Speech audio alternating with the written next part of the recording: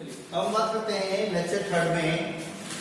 हम पढ़ रहे थे मानव में संवेदन, और मानव के संवेदन में सबसे पहले हमने पढ़ा था दृष्टि संवेदन, जैसे कि हमारे नेत्र एक दृष्टि संवेदन होते हैं। तो पहले लेक्चर में हमने देखा कि नेत्र की संरचना में कौन कौन से भाग होते हैं और इन भागों के कार्य और इसकी क्रिया विधि के बारे में हम लेक्चर थर्ड में बात करते हैं। तो नेत्र हमारे प्रकाश संवेदी अंग कहलाते हैं, जिनका मुख्य कार्य होता है देखना। तो ये देख करके उसका प्रतिबिंब हमारे रेटिना पर बनता है, और उस रेटिना पर बनने वाला जो प्रतिबिंब है वो वास्तविक होगा लेकिन उल्टा होगा।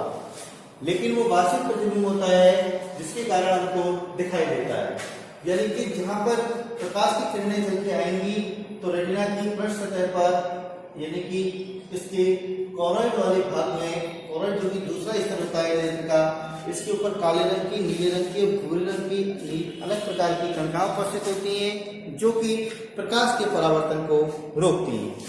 जब प्रकाश का परावर्तन नहीं हो पाएगा तो इमेज पूरी तरह से क्लियर, कहां पर, फेसिया, एक गर्त की संरचना होती है रेटिना में जिसे बोलते हैं फेसिया, और फेसिया पर तीव्र प्रकाश की, यानी कि शलाका कोशिकाओं की संख्या अधिक होती है लेकिन शंकु कोशिकाओं की संख्या कम पाई जाती है। लेकिन अतिव्यस्त जो भाग होते हैं उनमें शंकु कोशिकाओं की संख्या ज्यादा होती है, और अदर जो हमने शलाका कोशिकाएं हैं उनकी संख्या धीरे धीरे कम होती है। तो हम लेंस की संरचना के बारे में बात कर चुके हैं। अब बात करते हैं इसकी क्रियाविधि की। क्रियाविधि की बात करें तो प्रकाश सबसे पहला जो चरण होता है इसकी क्रियाविधि में, इसके निम्न चरणों में हम देख सकते हैं। जिनमें से पहला है प्रकाश का संप्रेषण। प्रकाश के संप्रेषण से तात्पर्य है वस्तु से, यानी कि कोई भी वस्तु है, मान लीजिए ये वस्तु है, इस पर सूर्य का प्रकाश गिर रहा है, तो ये जो प्रकाश इसके ऊपर गिर रहा है ये प्रकाश परावर्तित होकर के एक केंद्र पर केंद्रित होता है, और केंद्रित होने के बाद लेंस से परावर्तित होने के बाद इसकी इमेज बना दी जाती है। लेकिन इसकी इमेज वास्तविक लेकिन उल्टी हमको दिखाई देती है। यानी कि हम ये कह सकते हैं कि बनने वाली जो इमेज होती है वो वास्तविक होगी लेकिन उल्टी प्रकार की हमको दिखाई देती है। यानी कि प्रकाश की किरणें क्या करती हैं, किसी भी वस्तु से टकराने के पश्चात, यानी कि जब प्रकाश की किरणें किसी वस्तु से परावर्तित होकर के लेंस पर गिरेंगी तो लेंस का जो आइरिस है वो प्रकाश की तीव्रता के अनुसार फैलेगा और सिकुड़ेगा। यानी कि इसमें जो सस्पेंसरी लिगामेंट है जो कि लेंस की फोकस सेट करने का काम करता है, वहीं अपनी होती है कंजक्टिवा।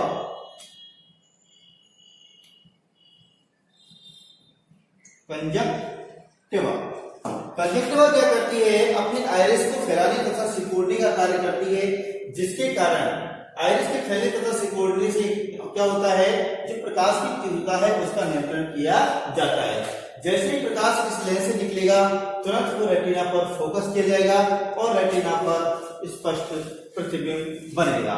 जब भी प्रकाश गुजरते जाएगा तो सबसे पहले गिरेगा कॉर्निया पर।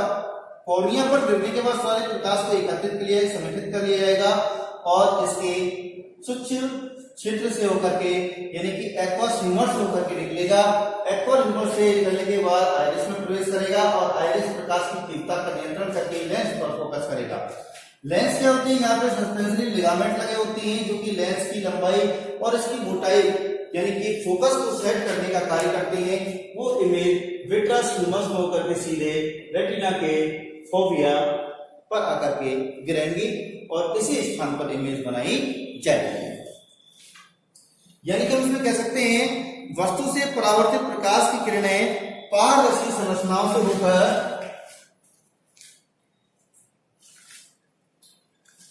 क्योंकि क्या है, इसकी जो प्रकाश की किरणें होंगी, प्रकाश की किरणें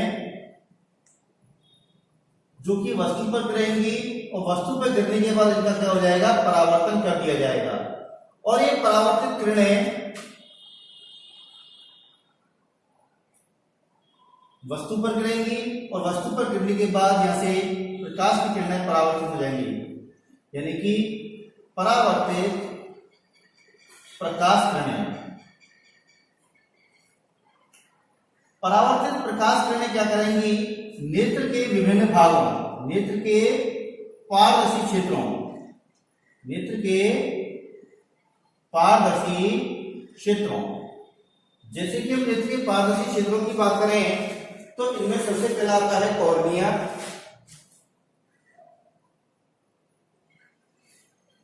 कॉर्निया से ये प्रकाश निकल के आएगा जो पहुंचेगा एक्वस ह्यूमर में,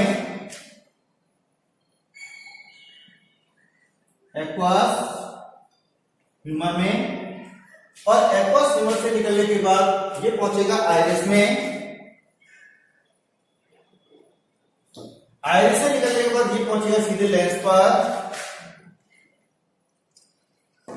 और लेंस से निकलने के बाद ये पहुंचेगा विट्रस ह्यूमर में, विट्रस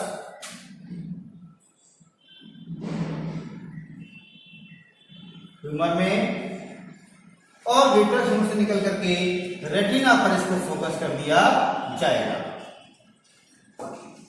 तो इस प्रकार से प्रकाश का संप्रेषण किया जाता है कि भाई प्रकाश की किरणें जब वस्तु पर गिरेंगी तो वस्तु पर गिरने के बाद ये किरणें परावर्तित हो जाती हैं, और ये परावर्तित किरणें लेंस के पारदर्शी क्षेत्रों यानी cornea, aqueous humour, iris, lens और विट्रस ह्यूमर से होकर के रेटिना की कोशिका पर प्रतिबिंब बनाएंगे और हमको क्लियर इमेज दिखाई देगी।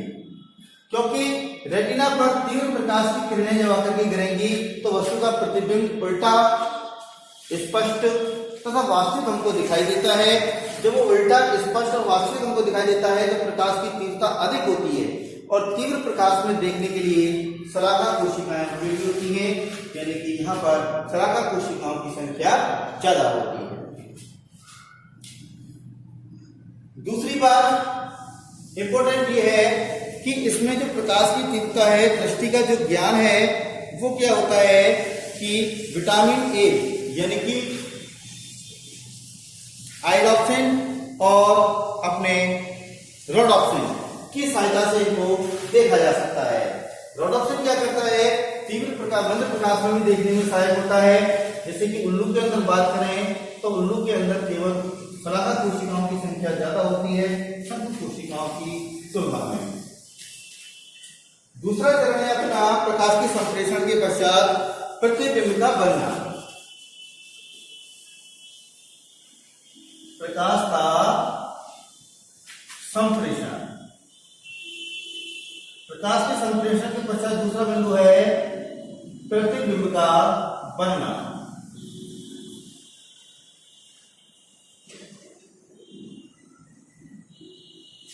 देखिए, जैसे ही प्रकाश संप्रेषित होकर के पारदर्शी क्षेत्रों को पास करके अंदर की ओर प्रवेश करेगा नेत्र में, यानी कि विट्रस ह्यूमर में प्रवेश करने के पश्चात ये कॉर्निया की वक्रता की किरणें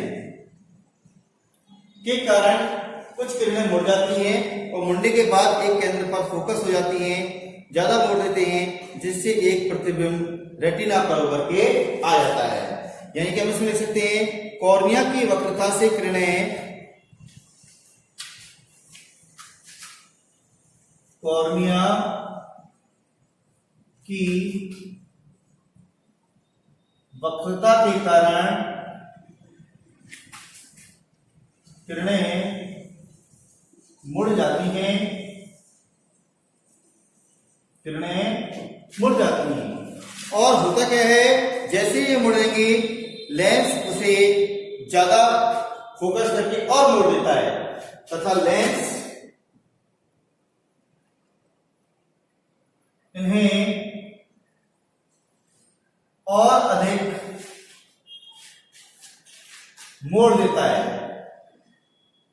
और ये मुड़े हुए जो लेंस की जो किरणें हैं, ये किरणें क्या होंगी रेटिना पर एक, जिससे रेटिना पर एक प्रतिबिंब बढ़ता है, जिससे रेटिना पर प्रतिबिंब उभरता है। ठीक, यानी कि जितनी भी प्रकाश की किरणें, मान लीजिए इस वस्तु से प्रकाश की किरणें निकली और निकलने के बाद यहां पर आकर केंद्रित हो जाएंगी और यहां से केंद्रित होने के पश्चात फिर परावर्तित होकर के यहाँ पर अपना एक इमेज बना देंगे, जिसे हम कहते हैं प्रतिबिंब का बनना। दूसरा चरण। तीसरा है प्रतिबिंब का स्वरूप, कि भाई जो प्रतिबिंब बनेगा वो होगा किस प्रकार का। प्रतिबिंब का स्वरूप, कि प्रतिबिंब होगा कैसा। तो सीधी सी बात है, प्रतिबिंब वास्तविक होगा और उल्टा होगा। यानी कि मान लीजिए हम इन शब्दों को देख रहे हैं, तो इन शब्दों को देख रहे हैं तो ये शब्द हमको उल्टे दिखाई दे रहे हैं, लेकिन दिमाग क्या करता है, माइंड क्या अपना क्या करता है, जो कि ऑप्टिक नर्व के द्वारा ये सूचना मस्तिष्क से जाती है, तो मस्तिष्क इनको अलग अलग माध्यम से अलग अलग तरीके से इन शब्दों को आसानी से देख सकता है। यानी कि ये वास्तविक हमको दिखाई दे रहे हैं लेकिन ये उल्टे हैं। अगर हम देखें तो इसमें ऑप्टिक अब हमको राइट हैंड में दिखाई दे रही है, अगर हम इस पोजीशन में इसको देखते हैं तो ये वास्तव में अपनी लेफ्ट हैंड पर अपनी ऑप्टिक नर्व बनी हुई है। यानी कि इस पोजीशन में हम बात करें तो मार्कर की टिप इधर की तरफ है, लेकिन हमको राइट हैंड की तरफ दिखाई दे रही है, लेकिन ये वास्तव में राइट हैंड की तरफ नहीं है बल्कि लेफ्ट हैंड की तरफ है। इस पोजीशन में अगर हम इसको देखते हैं तो ये अपनी लेफ्ट हैंड की तरफ हमको दिखाई देती है, लेकिन वास्तविक ये जब हमको दिख रही है तो हम कह सकते हैं कि प्रतिबिंब जो बनता है वो वास्तविक होता है और उल्टा हमको दिखाई देता है। तो इस प्रकार से जेल की क्रियाविधि के 3 चरण अपने पूरे होते हैं। चौथा चरण है तंत्रिका आवेग का बनना और उसका संप्रेषण।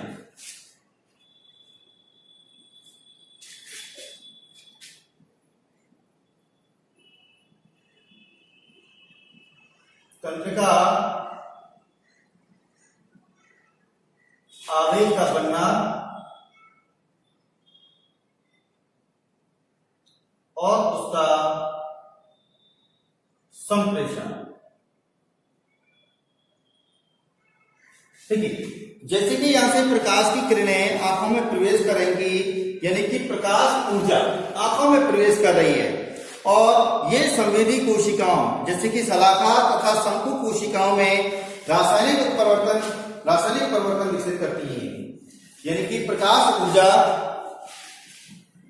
संवेदी कोशिकाओं में, जैसे कि प्रकाश अपने नेतृत्व करेगा तो उसे हम कहेंगे प्रकाश ऊर्जा। तो प्रकाश ऊर्जा क्या करेगी संवेदी कोशिकाओं में, संवेदी कोशिका में, जैसे कि शलाका कोशिका और शंकु कोशिका में क्या करती है, रासायनिक परिवर्तन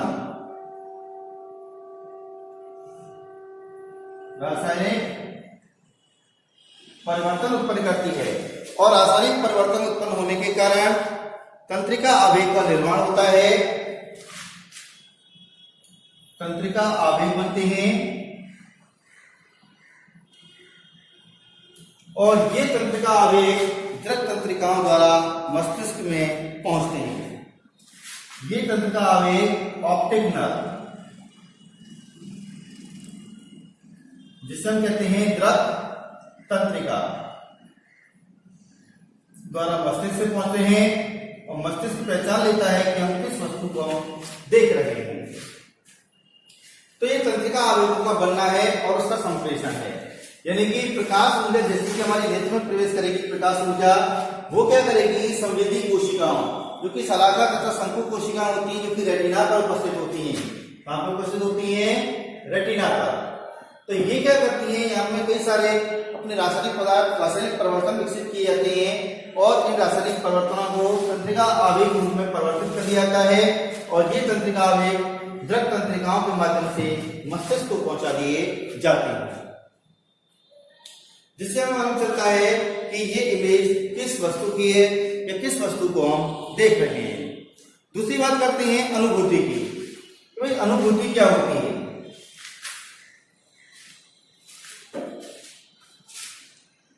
पांचवा चरण है अनुभूति, आभास, जिसे हम आभास भी कह सकते हैं। तो हमारा मस्तिष्क क्या करता है, प्रतिबिंब को अनेक प्रकार से समझता है। मस्तिष्क प्रतिबिंब को अनेक प्रकार से समझता है। जब मस्तिष्क प्रतिबिंब को अनेक प्रकार से समझता है तो इसके तात्पर्य यह है कि जो वस्तु को सीधा देखता है, हालांकि रेटिना पर, हालांकि प्रतिबिंब कैसा बन रहा है, उल्टा। रेटिना पर जो प्रतिबिंब बनता है वो वास्तविक होता है और उल्टा होता है, लेकिन हमारा जो मस्तिष्क है वो इसे सीधा पड़ता है। तो ये निरंतर इसे कहते हैं अनुभूति।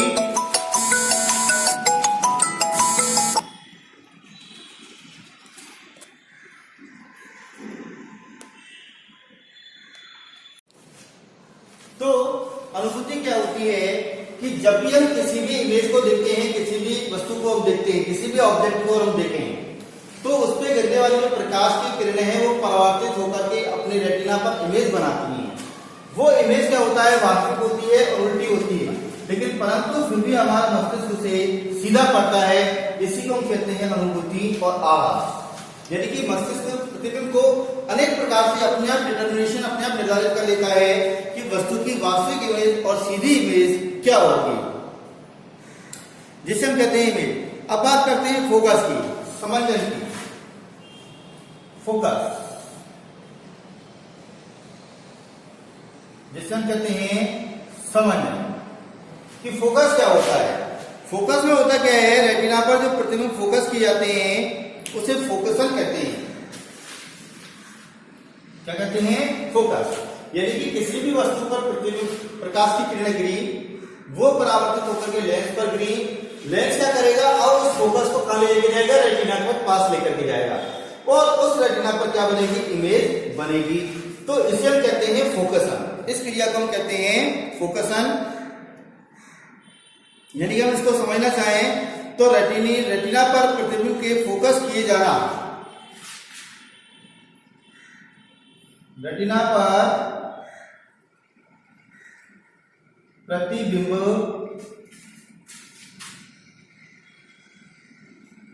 का फोकस किया जाना फोकसन कहलाता है। यानी कि प्रतिबिंब जब रेटिना पर स्थापित किया जाएगा या फोकस किया जाएगा तो ये क्रिया कहलाती है फोकसन।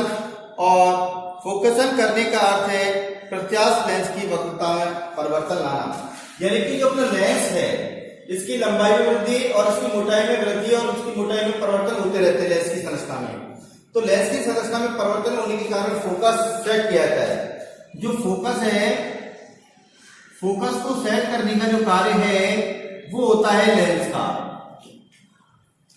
लेंस पे क्या होती है, सस्पेंसरी लिगामेंट होती हैं। ये सस्पेंसरी लिगामेंट लेंस की संरचना में परिवर्तन करते रहते हैं। यानी कि लेंस की संरचना में परिवर्तन करते रहते हैं। जब ये लेंस की संरचना में परिवर्तन करते रहते हैं जिसके कारण फोकस सेट किया जाता है और ये सेट फोकस क्या करता है, और ये फोकस की क्रिया रेटिना पर प्रतिबिंब बनाती है जिसे हम फोकसन कहते हैं। तो इसमें सस्पेंसरी लिगामेंट सबसे महत्वपूर्ण रोल प्ले करता है फोकसन के लिए कि भाई लेंस की वक्रता को किस प्रकार से परिवर्तित किया जाए कि जिससे वो इमेज हमारे रेटिना पर प्रत्यक्ष रूप से, वास्तविक तरीके से और स्पष्ट रूप से बन सके। तो इसके द्वारा लेंस की इसमें वक्र पेशियां और लंबवत पेशियां पाई जाती हैं क्योंकि लेंस की संरचना में परिवर्तन कर सकती हैं और लेंस की संरचना परिवर्तन के कारण फोकस को सेट किया जाता है। जब ये फोकस सेट नहीं हो पाता तो फोकस में सेट होने की वजह से आंखों में कई प्रकार के दोष उत्पन्न हो जाते हैं, जैसे निकट दृष्टि दोष और दूर दृष्टि दोष। अगर आंखों में फोकस सेट ना हो पाए तो इसके कारण नेत्र में अनेक दोष उत्पन्न होते हैं। और कौन कौन से दोष उत्पन्न होते हैं, जैसे कि पहला है अपना निकट दृष्टि दोष, निकट दृष्टि दोष, और दूसरा है अपना दूर दृष्टि दोष। अब बात करते हैं निकट दृष्टि दोष की। तो जो पश्चिमाभ पेशियां हैं यानी कि सिलियरी मसल्स, यहाँ पर जो सिलियरी मसल्स लगी रहती हैं जिन्हें बोलते हैं सिलियरी मसल्स, इस स्थान पर लगी होती हैं। तो ये जो सिलियरी मसल्स होती हैं ये सीधे सीधे लेंस के कांटेक्ट में रहती हैं। ये सिलियरी मसल्स में होता क्या है, जो संकुचन होने लगता है और ये संकुचन के कारण जो नेत्र गोलक की पर्दी है वो कम कर देता है, और नेत्र गोलक की पर्दी कम हो जाने की वजह से इसमें निलंबन में स्नायु है जिसे हम बोलते हैं सस्पेंसरी लिगामेंट। सस्पेंसरी लिगामेंट में खिंचाव कम होता है जिससे लेंस अपनी प्रशस्तता के कारण मोटा हो जाता है और इसके कारण हमको वस्तु स्पष्ट दिखाई नहीं देती है। यानी कि निकट की वस्तु हमको स्पष्ट दिखाई देती है परंतु दूर की वस्तु हमको दिखाई नहीं देती है। इस दूसरे उत्तर क्या है, निकट की वस्तु स्पष्ट दिखाई देती है, स्पष्ट दिखाई देती है परंतु दूर की वस्तु दिखाई नहीं देती, परंतु दूर की वस्तु दिखाई नहीं देती। क्योंकि इसमें होता क्या है, निकट दृष्टि दोष में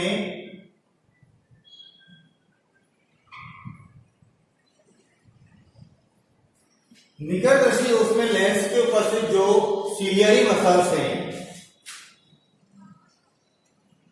सिलियरी मसल्स जो कि वर्तुलाकार होती हैं, वर्तुलाकार पेशियों में संकुचन उत्पन्न करती हैं और ये वर्तुलाकार पेशियां जो होती हैं वो क्या करती हैं, नेत्र गोलक की परिधि को कम कर देती हैं। इनमें होता है संकुचन, संकुचन होने से नेत्र गोलक की परिधि कम हो जाती है, नेत्र गोलक की परिधि कम हो जाती है और जब नेत्र गोलक की परिधि कम हो जाती है तो निलंबन स्नायु में खिंचाव कम हो जाता है, यानी कि सस्पेंसरी लिगामेंट, सस्पेंसरी लिगामेंट में खिंचाव कम होता है और खिंचाव कम होने के कारण, सस्पेंसरी लिगामेंट में खिंचाव कम होने के कारण लेंस अपनी प्रत्यास्थता के कारण अधिक मोटा हो जाता है,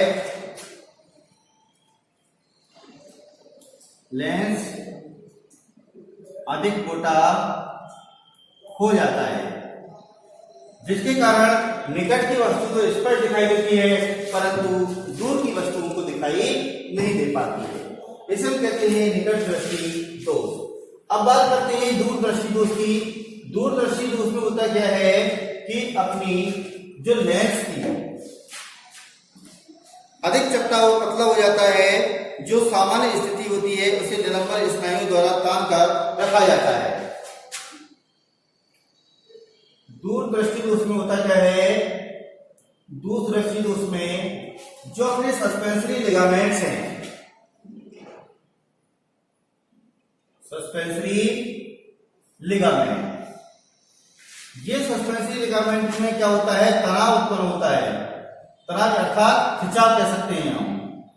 तो इनमें खिंचाव होने की वजह से लेंस पतला यानी कि थिन हो जाता है और जब ये पतला हो जाता है तो फोकस सेट न होने के कारण से हमको दूर की वस्तु स्पष्ट दिखाई देती है, स्पष्ट दिखाई देती है परंतु समीप की वस्तु दिखाई नहीं देती। तो इसे कहते हैं दूर दृष्टि दोष। अब बात करते हैं द्विनेत्री प्रतिबिंब या त्रिविमीय दृष्टि। द्विनेत्री प्रतिबिंब में क्या होता है कि हम जिस भी वस्तु को देखते हैं उसका मस्तिष्क जो कमांड देता है, अपनी जो सूचनाएं प्राप्त करता है उसे वो 3D या थ्री डायमेंशनल या त्रिविम दृष्टि के रूप से देखता है। मानव के शायद जितने भी प्राइमेट्स प्राणी हैं, जितने भी अपने प्राइमेट्स हैं, तो हम बात करते हैं द्विनेत्री दृष्टि कि द्विनेत्री दृष्टि क्या होती है। द्विनेत्री इसमें होता क्या है कि जितने भी अपने प्राइमेट्स हैं, प्राइमेट स्तनधारी जैसे कि मनुष्य, तो प्राइमेट स्तनधारियों में क्या होता है कि दोनों आंखें सामने की ओर स्थित होती हैं, दोनों नेत्र सामने की ओर स्थित होते हैं। जबकि ये दोनों नेत्र जब सामने की ओर स्थित होते हैं तो इसमें होता क्या है, प्रतिबिंब का अतिव्यापन होता है, प्रतिबिंब का अतिव्यापन होता है, ओवरलैपिंग होती है। जब ओवरलैपिंग यानी कि अतिव्यापन की क्रिया होती है जिससे गहराई का बोध होता है,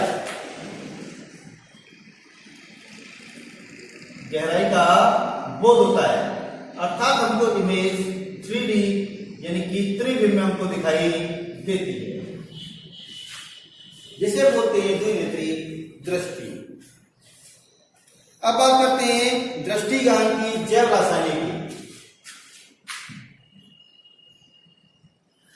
दृष्टिज्ञान की जैव रासायनिक की, दृष्टि ज्ञान की जैव रासायनिक, यानी कि जब इमेज बनती है, जब किसी भी वस्तु को हम देखते हैं, जो देखने की प्रक्रिया है, जो देखने की क्रियाविधि है, उसके दौरान कौन कौन से रासायनिक परिवर्तन होते हैं, तो हमें पता होना चाहिए कि मानव में दृष्टि ज्ञान के लिए शलाका तथा शंकु कोशिकाओं में रासायनिक परिवर्तन होते हैं। सबसे पहले क्या होता है,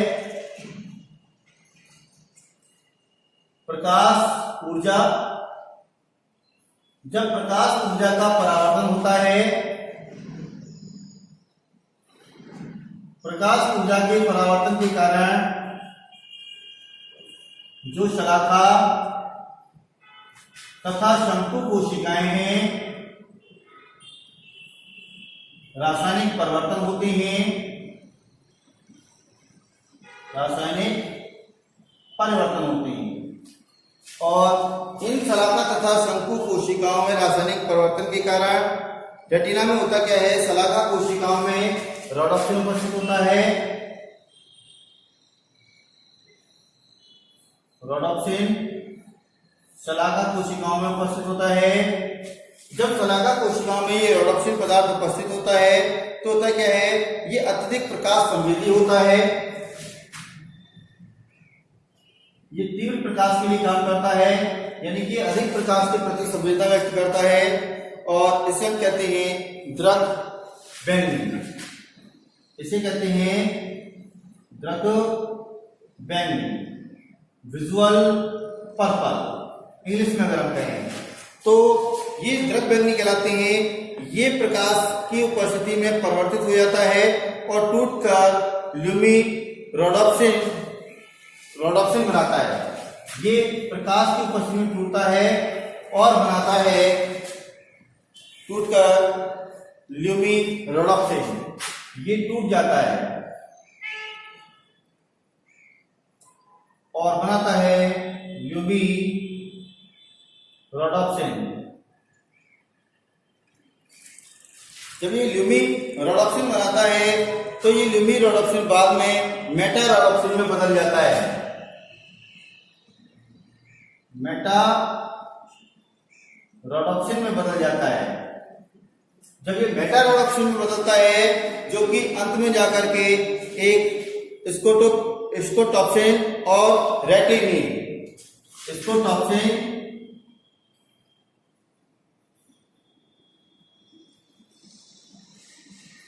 और रेटिनिन नामक प्रोटीन बनाता है। ये दोनों अपनी प्रोटीन है। जब ये दोनों प्रोटीन बनाता है और ये प्रोटीन में बदल जाता है, जिसके कारण ये सारे रासायनिक परिवर्तन किए जाते हैं। जैसे ही प्रकाश की तीव्रता कम होती है, प्रकाश की तीव्रता कम हुई तो ये दोबारा से संगठित होकर के फिर दोबारा से स्कोटॉप्सिन और रेटिनिन को से रोडोप्सिन में परिवर्तित होता है। ये क्या करता है, स्कोटॉक्सिन में बदलता है दोबारा से, स्कोटॉक्सिन रेटिनिन में बदलता है, रेटिनिन ल्यूकोरोडॉप्सिन और ल्यूकोरोडॉप्सिन द्वारा से रोडॉप्सिन में परिवर्तित हो जाता है। इस प्रकार की क्रिया चलती रहती है, जिसे हम बोलते हैं प्रकाश जैव दृष्टि ज्ञान की जैव रासायनिक की। होता क्या है, रेटिनिन जो होता है इसमें विटामिन ए प्रचुर मात्रा में होता है। क्या होता है, विटामिन ए प्रचुर मात्रा में इसके अंदर पाया जाता है, जो कि आंखों के लिए अत्यधिक आवश्यक है। विटामिन ए की कमी से रोडॉप्सिन की निर्माण नहीं हो पाता। जब विटामिन ए की कमी हो जाए तो इसकी कमी होने के कारण से रोडॉप्सिन का निर्माण नहीं हो पाता। जब ये रोडॉप्सिन का निर्माण नहीं हो पाएगा तो सीधी सी बात है, तीव्र प्रकाश में हम आसानी से नहीं देख सकते, यानी कि अंधकार में हमको दिखाई नहीं देगा। और जब अंधकार में हमको दिखाई नहीं देगा तो रोग उत्पन्न होता है, जिसे बोलते हैं रतौंधी। और रतौंधी यानी कि कम प्रकाश में न दिखाई देना रतौंधी कहलाता है। ठीक है, तो ये है सारे के सारे जो रासायनिक परिवर्तन होते हैं। इसके अलावा जो शंकु कोशिकाएं होती हैं, शंकु कोशिकाओं में एक आयोडॉक्सिन पदार्थ मिलता है। जो शंकु कोशिकाएं हैं इनमें मिलता है, जिसे हम कहते हैं आयोडॉक्सिन।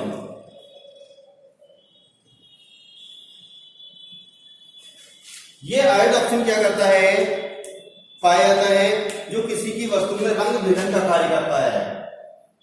रंग भेद, रंग को पहचानने में सहायक होता है, विभिन्न प्रकार के रंगों को पहचानने में मदद करता है। यानी कि मुर्गी के अंदर केवल शंकु कोशिकाएं ही पाई जाती हैं, जिसके कारण मुर्गी आसानी से रंग भेदन कर सकती है। जबकि उल्लू के अंदर शलाका कोशिकाएं पाई जाती हैं, जिसमें रोडॉप्सिन और विटामिन ए की प्रचुर मात्रा पाई जाती है, जिसके कारण वो मंद प्रकाश में भी आसानी से देख सकते हैं। तो रोडॉप्सिन क्या करता है, रोडॉप्सिन कम प्रकाश में भी देखने में सहायक होता है, और इसके पीछे जिम्मेदार होती है अपनी शलाका कोशिकाएं। जबकि आयोडॉक्सिन ये तीव्र प्रकाश में देखने में सहायक होता है, और ये रंग भेदन में भी आसानी से सहायक होता है। और ये प्राथमिक रंग लाल, हरे, नीले रंग में आसानी से शंकु इसके अंदर पाए जाते हैं, क्योंकि इनको आसानी से भेदित कर सकते हैं। लाल रंग के लिए ये लाल रंग, नीले रंग तथा हरे रंग आसानी से पहचान सकते हैं। लाल रंग के लिए इनमें इरिथ्रोलैब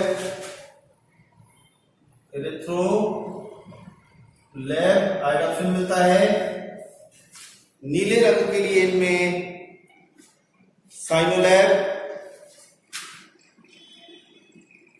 नीले रंग के लिए साइनोलैब आयोडॉक्सिन मिलता है इसके अंदर, और हरे रंग के लिए क्लोरोलैब